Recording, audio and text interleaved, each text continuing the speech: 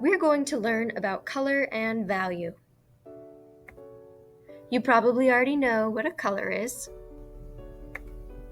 Just in case you don't know what rainbow order is, or the natural order of colors, it is red, orange, yellow, green, blue, indigo, and violet. A helpful way to remember that order is with the acronym Roy G. Biv. Now let's talk about value. Value is the lightness or darkness of a color.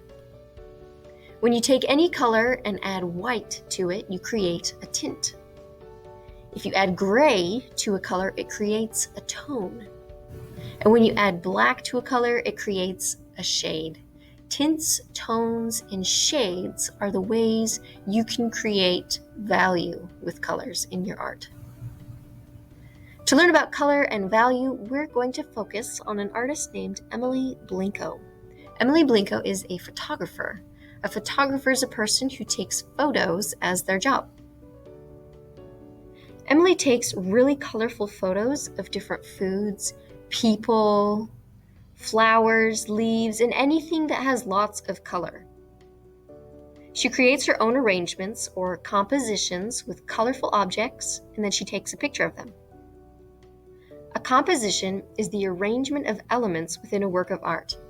Basically, it's where you decide to put everything when you make your art.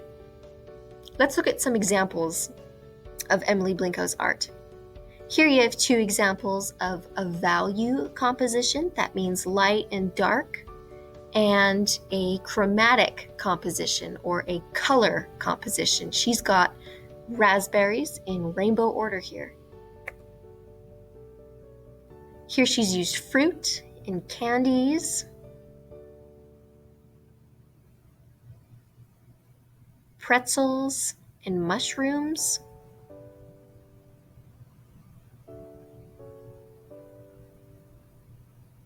leaves, flowers, and things that are found in nature.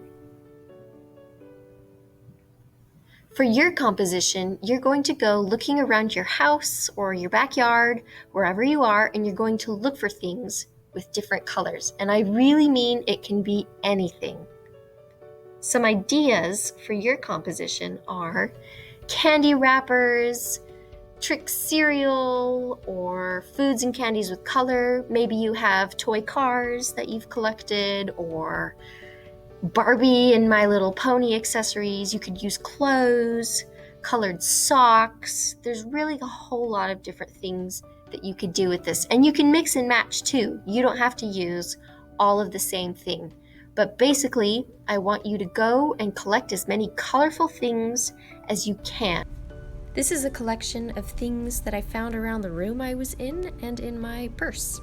As you can see, there is a lot of variety here, but there's also a lot of color because I decided I wanted to do a color composition. Once you have everything gathered that you need for your composition, you're going to go ahead and sort them by color. As you can see here, I put them all in color piles.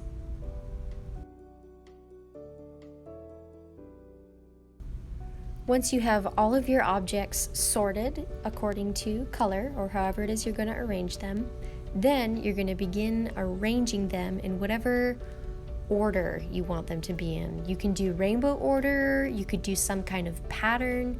It's really up to you. But as you can see, I did a rainbow order composition. When you make your arrangement, try not to spread it out too wide or in a weird shape because you're going to have to be able to take a picture of it when you're done. So you want it to fit within the frame of your camera or whatever you use to take a picture. And that's it. Have fun, be creative, and let's see who can find the most random things for their collection.